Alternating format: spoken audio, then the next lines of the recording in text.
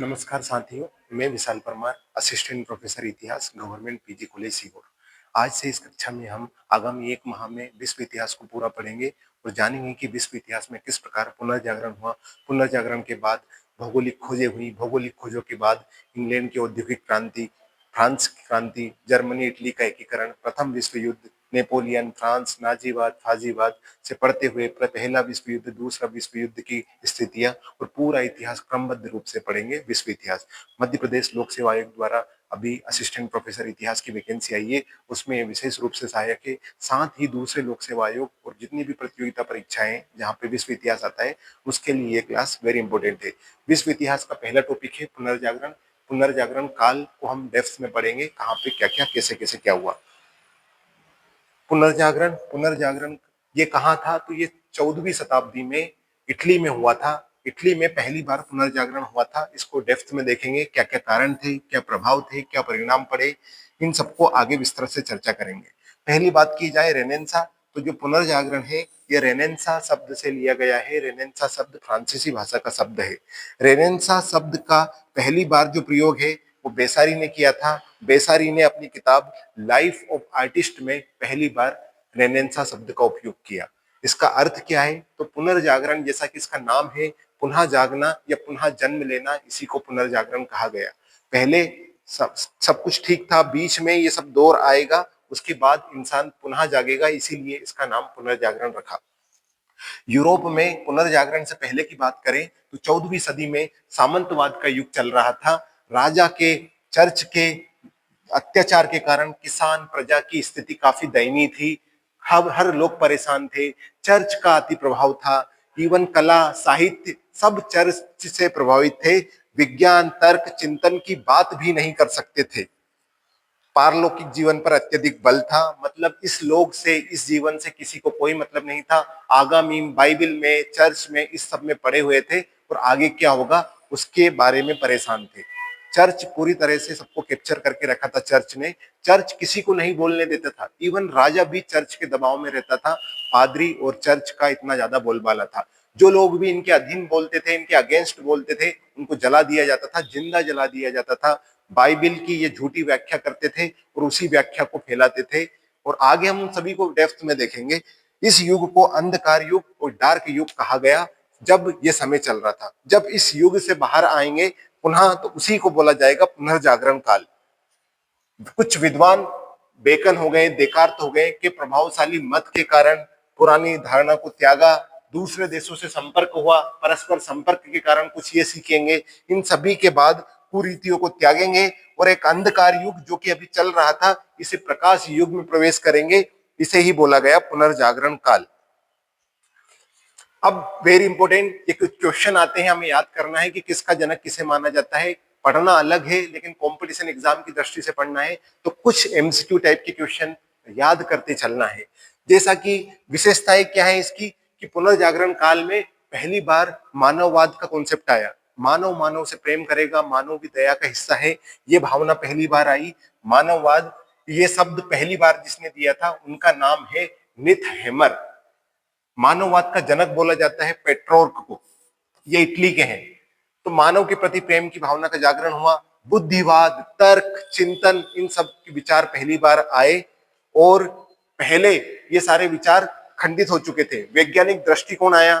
वैज्ञानिक दृष्टिकोण में फ्रांसिस बेकन वैज्ञानिक आएंगे। इन्होंने ईश्वरीय सिद्धांत को पूरी तरह बाइकआउट कर दिया और विवेक और तर्क पर बात की, और विवेक और तर्क वैज्ञानिक चिंतन पर बल दिया। नाम है फ्रांसिस बेकन। इन्होंने दो नई बुकें लिखी, वेरी इंपॉर्टेंट है। एक किताब का नाम है न्यू अटलांटिस और दूसरी का नाम है नोवम ओरगम। इन दोनों किताबों में इन्हें खुलकर, जमकर प्रहार किया चर्च पे और राजा पे। इन्होंने एक फेमस स्टेटमेंट दिया कि सत्य सत्ता की पुत्री नहीं वरन समय की पुत्री है। इसका मतलब ये है कि जो फैक्ट है, जो ट्रुथ है, उसे राजा या चर्च दबा नहीं सकता। आगे आगे समय जैसा बढ़ेगा, सभी लोग शिक्षित होते जाएंगे और इसे, ये सारी ट्रू बातें जो है, ये राजा के पास पहुंचती जाएगी। तो ये स्टेटमेंट था फ्रांसिस बेकन का। आगे हम इसी में बढ़ेंगे। कारण क्या थे, कि कारण क्या थे पुनर्जागरण काल के? तो उसके मुख्यतः 3 कारण हैं, उन्हें हम वेरी इंपॉर्टेंट है, तीनों कारण को याद रखना है, इसी से आपको समझ में आएगा कि कैसे पुनर्जागरण काल हुआ और इसी समय पे क्यों हुआ।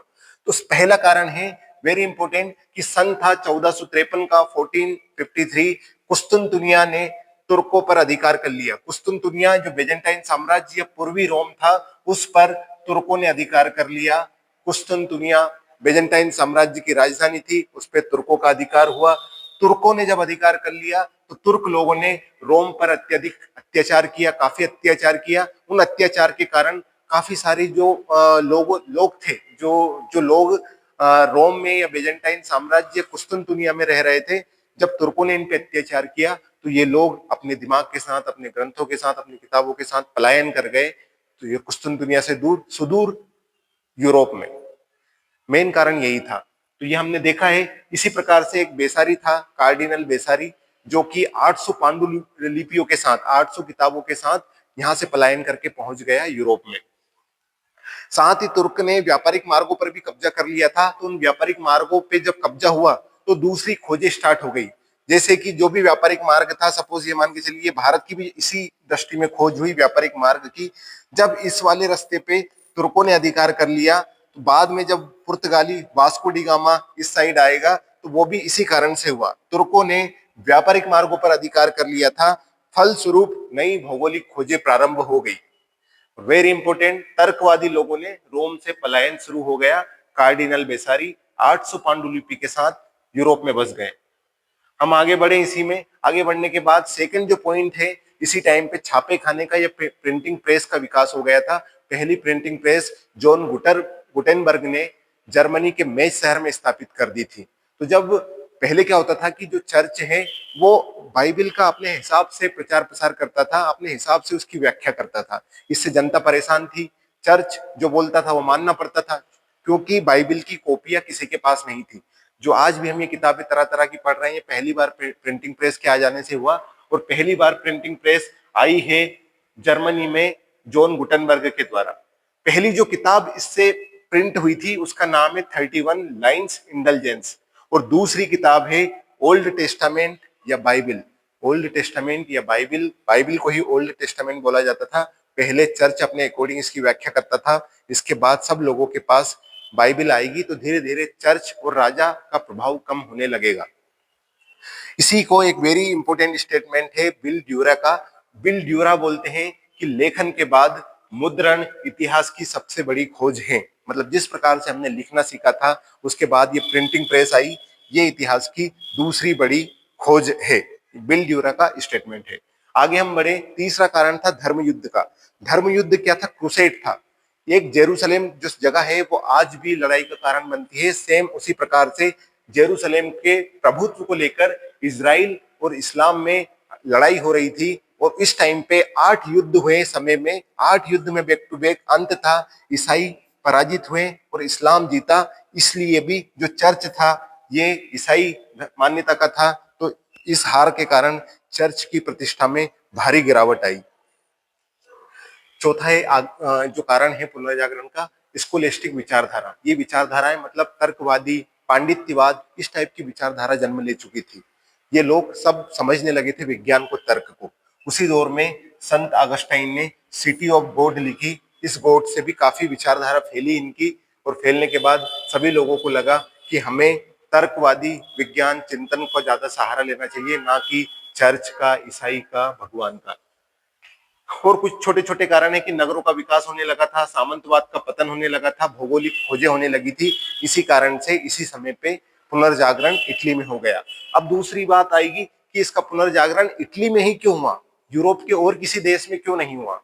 तो सबसे पहले तो इसका मेन कारण एक ये भी है कि जो इटली की भौगोलिक स्थिति है वो यूरोप में जैसे ही हम प्रवेश करते हैं तो इटली पहले आ जाता है। इसीलिए भी जो यहाँ से जो लोग पलायन होके गए थे वो सब इटली में बसते गए। इटली में काफी टैलेंटेड लोग का जमावड़ा हो गया था। इसे विद्वानों की नगरी बोलने लगे थे। फ्लोरेंस नगर को, इटली का एक नगर है फ्लोरेंस, इसे विद्वानों की नगरी बोलते थे। साथ ही यहाँ पे जो राजा एक जो परिवार शासन कर रहा था वो था मेडिसी परिवार। मेडिसी परिवार ने भरपूर संरक्षण दिया तर्कवादी सोच को, विज्ञान को। इनका काफी योगदान रहा पुनर्जागरण इटली से होने में। समय की हमने बात कर ली, 1350 से 1550 तक पुनर्जागरण काल का समय माना गया है। और इटली की भौगोलिक स्थिति हम देख चुके हैं।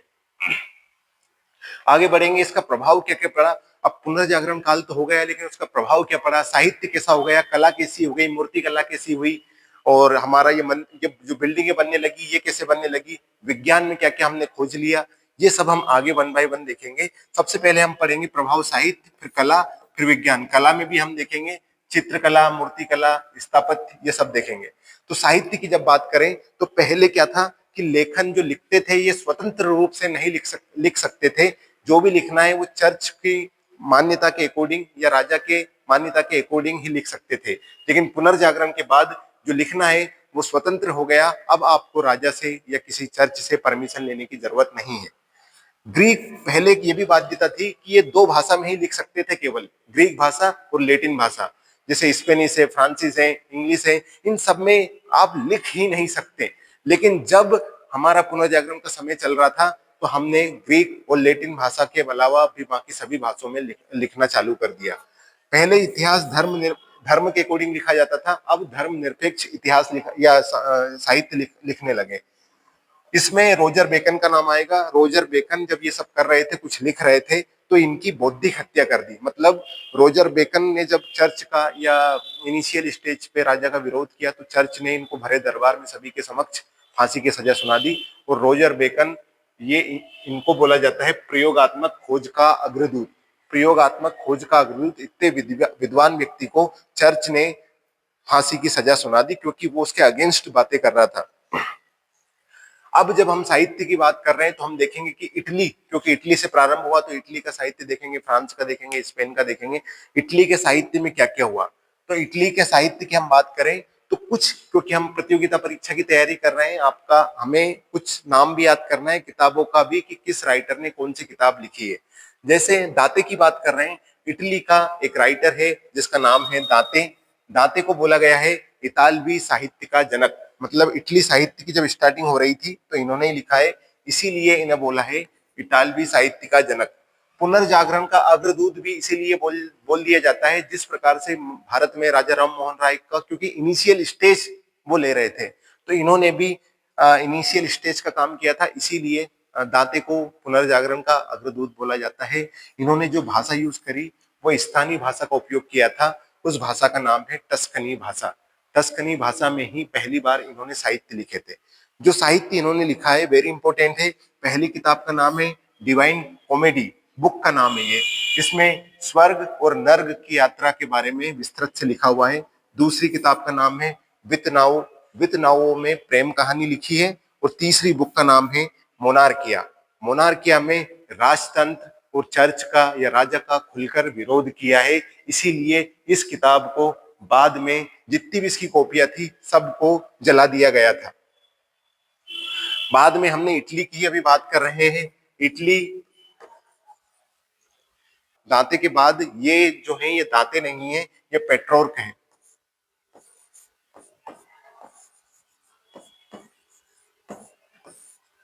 तो पेट्रोर्क के बारे में अभी हमने दांते के बारे में देखा। अब जब पेट्रोर्क के बारे में देखते हैं तो पेट्रोर्क को प्रथम आधुनिक व्यक्ति कहा जाता है और मानववाद का जनक भी कहा जाता है, ये हम पहले भी देख चुके हैं। पेट्रोर्क ने क्या क्या किया, पेट्रोर्क की 3 किताबों का नाम हमें याद रखना है। एक का नाम है सोनेटस टू लोरा, दूसरी का नाम है अफ्रीका गीत, और तीसरी का नाम है लाइफ ऑफ इल्यूट्रियस मैन। इसमें तीसरी वाली किताब में 31 महान व्यक्तित्व की जीवनी लिखी हुई है। ये तीनों किताब हैं पेट्रोर्क की। बुकासियो इटली का तीसरा साहित्यकार है। बुकासियो, ये इनके पेट्रोर्क के शिष्य थे। पेट्रोर्क के शिष्य बुकासियो। बुकासियो ने डेकामेरोन, ब्लैक डेथ और जीनियोलॉजी ऑफ गॉड के बारे में विस्तृत रूप से लिखा है। ये काली मृत्यु से संबंधित हैं। इसमें नरसंहार हुआ था काफी ज्यादा, उसके बारे में लिखा है।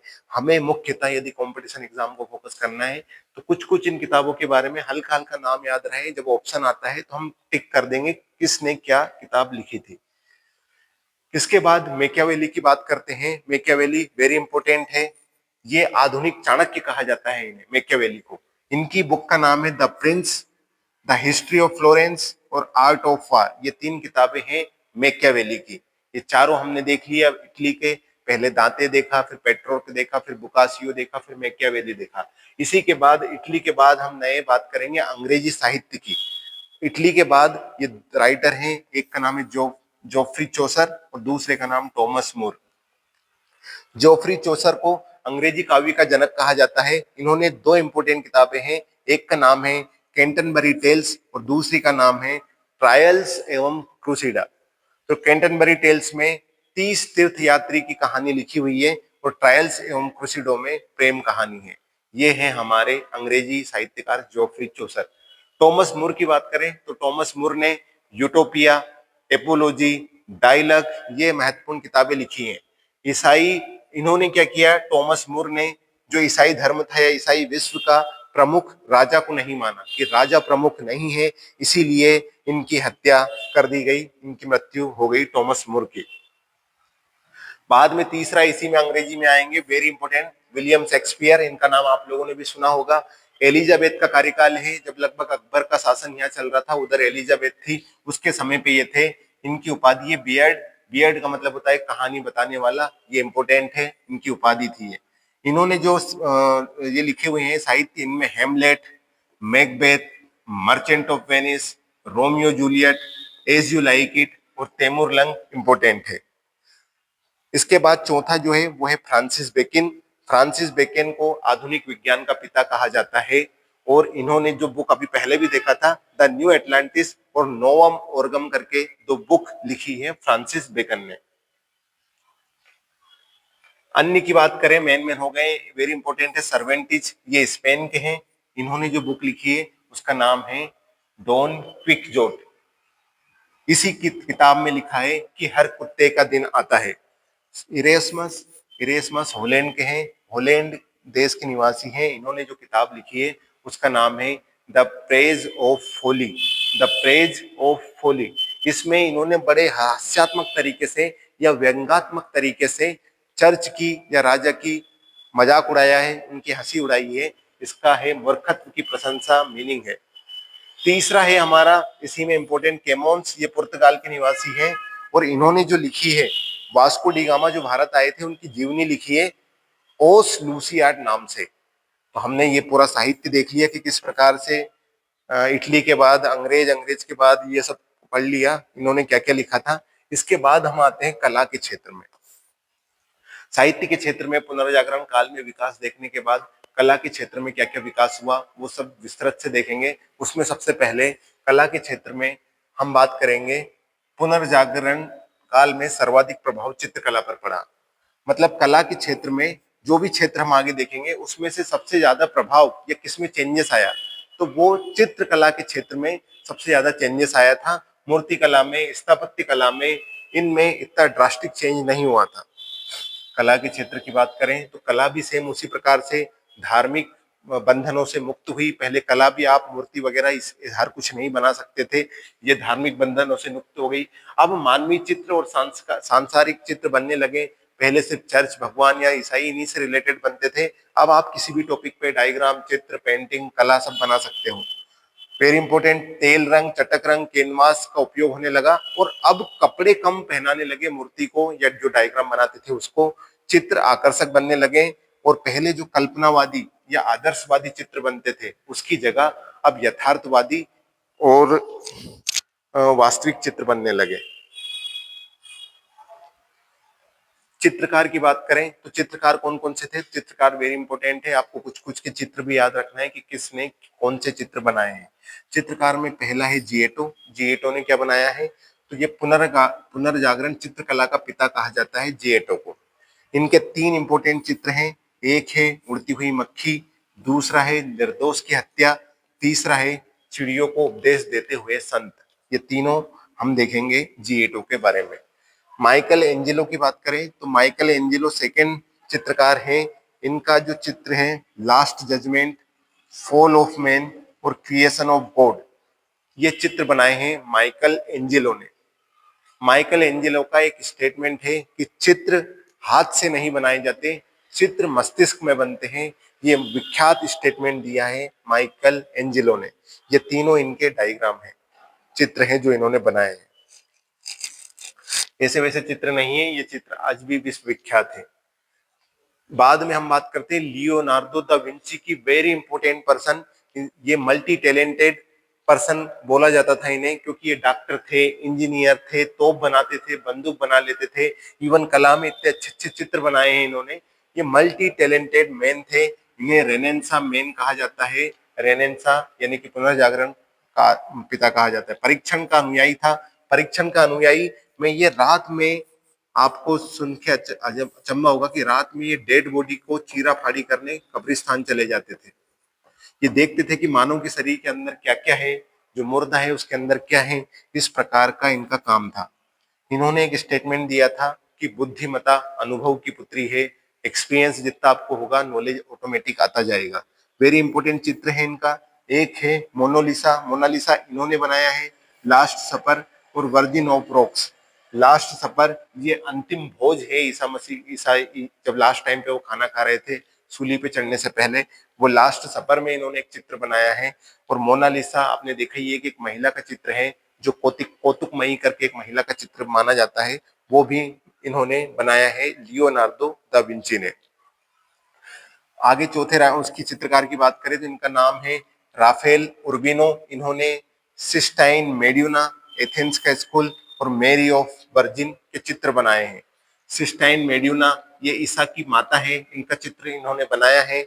और मेरी ऑफ वर्जिन में जो जोसेफ और मेरी है, ईसा के माता पिता, उनका विवाह हो रहा है, उसका डायग्राम भी राफेल उर्बिनो ने बनाया हुआ है। हम आगे बढ़ते हैं स्थापत्य कला पे। तो स्थापत्य कला में ज्यादा ड्रास्टिक चेंज नहीं हुआ, लेकिन इसके पहले की जो जंगली शैली थी या जो गोथिक शैली थी, उसकी जगह पे एक नई शैली आ गई और उस शैली का नाम है बेरिक शैली। बेरिक शैली पहली बार पुनर्जागरण काल में आई थी। इस शैली में क्या था, मेहराब का, रंग का और साज सज्जा का ज्यादा उपयोग किया गया। बेरिक शैली को पहली बार इंट्रोड्यूस किया था ब्रूने ब्रुने ब्रुनेस्की ने। इसीलिए पुनर्जागरण स्थापत्य का जनक, स्थापत्य है इसका जनक बोला है ब्रुनेस्की को।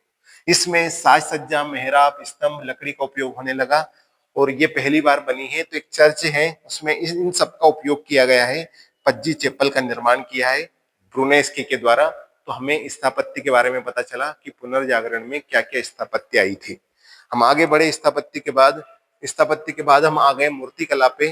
तो जिस प्रकार से चित्र हुए थे उसी प्रकार से मूर्तिकला को पढ़ने में हमें दो का नाम याद आता है। पहले लोरेंजो घिबर्टी। लोरेंजो घिबर्टी ने एक मूर्ति बनाई है। मूर्ति उन्होंने बनाई है सेंट मारिया चर्च के द्वार पर।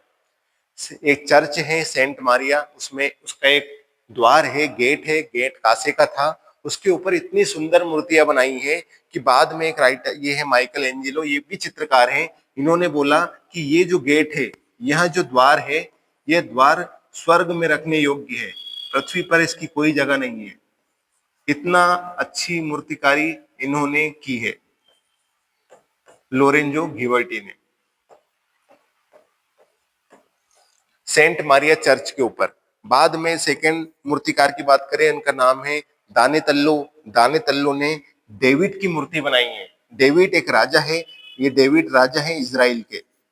इजराइल के राजा हैं और इजराइल के राजा की इन्होंने कांसे की मूर्ति बनाई है दोनेतल्लो ने। और एक जक्कोन की मूर्ति बनाई है।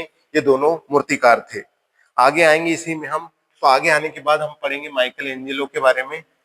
इसमें माइकल एंजेलो ने जो बनाया है, मुख्यतः डेविड की मूर्ति इन्होंने भी बनाई है। डेविड की मूर्ति इन्होंने जो बनाई है वो संगमरमर की है। और जो पहले हम अभी पढ़ के आए वो मूर्ति है कांसे की।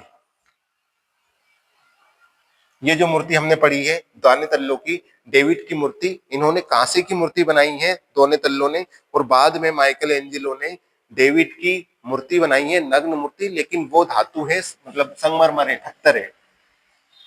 एक पिएटा की मूर्ति, डोन की मूर्ति और स्त्री एवं पुरुष की मूर्ति इन्होंने बनाई है सूर्योदय एवं सूर्यास्त के रूप में। सूर्योदय एवं सूर्यास्त के रूप में, सूर्यास्त। ये चारों मूर्तियां बनाई हैं माइकल एंजेलो ने। डेविड, पिएटा, डोन की मूर्ति एवं स्त्री एवं पुरुष की मूर्ति। इसके बाद विज्ञान की बात करें कि विज्ञान में क्या क्या सुधार हुआ था।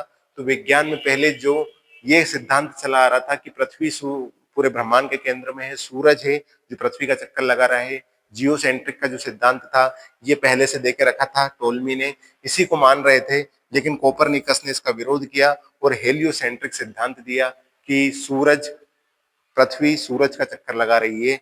इस कोपरनिकस ने पहली बार ये सिद्धांत दिया, लेकिन पादरी ब्रूनो ने इसका समर्थन किया कि कोपरनिकस सही बोल रहे हैं। तो चर्च ने, राजा ने पादरी ब्रूनो को इसलिए जिंदा जलवा दिया कि ये ऐसा कैसे बोल सकते हैं कि ये जो पहले का जो कॉन्सेप्ट है जियोसेंट्रिक का ये गलत है, और एक नया जो हमने अभी आज की भी इसको मान चुके हैं कि हेलियोसेंट्रिक सिद्धांत है। जब इन लोगों ने ये बात की तो पादरी ब्रूनो को इसके लिए जिंदा जलवा दिया। फिर केपलर के बारे में पढ़ेंगे तो केपलर ने कॉस्मोग्राफी बुक में ग्रहों की गति के नियम दिए, ग्रहों की गति के बारे में बताया। कोपरनिकस के बाद ग्रहों की गति के नियम बता दिए केपलर ने। गैलीलियो की बात करें तो गैलीलियो ने दूरबीन की खोज की, और दूरबीन की खोज करने के बाद जो कोपरनिकस ने जो मत दिया था उसको सिद्ध कर दिया कि कोपरनिकस ने सही बोल रहा था कि हेलियोसेंट्रिक का जो सिद्धांत है, सूरज का चक्कर लगा रही है पृथ्वी, ये वाला कॉन्सेप्ट कोपरनिकस का गैलीलियो ने प्रूव कर दिया। दूरबीन की खोज की बात करें तो इसकी कुछ पहले की स्टार्टिंग खोज जोहान्स लिप्पर्से ने कर दी थी, और जोहान्स लिप्पर्से के बाद आगामी खोज कुछ जो उसमें सुधार वगैरह गैलीलियो ने कर दिया और कोपरनिकस को प्रूफ कर दिया। बाद में दो नाम और आते हैं, मर्केटर और अनेक्सिमेंडर। तो अनेक्सिमेंडर ने मानचित्र बनाना चालू कर दिया कि मैप किस प्रकार से बनते हैं, ये अनेक्सिमेंडर, और मानचित्र को एक बुक में, एटलस जो बुक रहती है उसमें कंपाइल करके मार्केटर ने एटलस बुक बना ली। आगे हम बढ़े कि शरीर विज्ञान में क्या क्या बदलाव आए थे पुनर्जागरण काल में, मानव से संबंधित क्या क्या हुआ था। तो इसमें शरीर विज्ञान में एक नाम याद रखना है, वेसिलियस। वेसिलियस ने क्या किया था कि 7 बुक्स लिखी थी, 7 बुक्स ऑन ह्यूमन स्ट्रक्चर, मानव की शरीर की बनावट पे इन्होंने 7 बुक लिखी है, मानव शरीर की बनावट का विश्लेषण किया पहली बार वेसिलियस ने।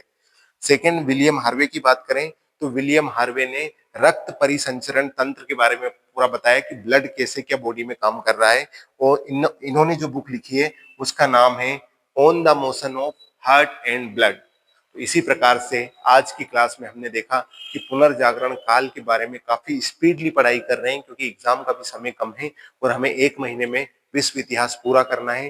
पहला वाला चैप्टर डेप्थ में हमने पढ़ा है, बस बारी है आपको याद करना है कि किसने कौन सी किताब लिखी थी, किसने कौन सा चित्र बनाया है, मूर्तिकला में कौन है, साहित्य में कौन है, इटली का क्या था, चर्च क्या है, पुनर्जागरण क्या था, अंधकार युग, सामंतवाद, ये सब आपको पढ़ना है। पढ़ना साथ साथ पढ़ते चलना, क्योंकि नेक्स्ट क्लास में इसी के बाद हम आगामी चैप्टर को पढ़ेंगे। Thank you so much.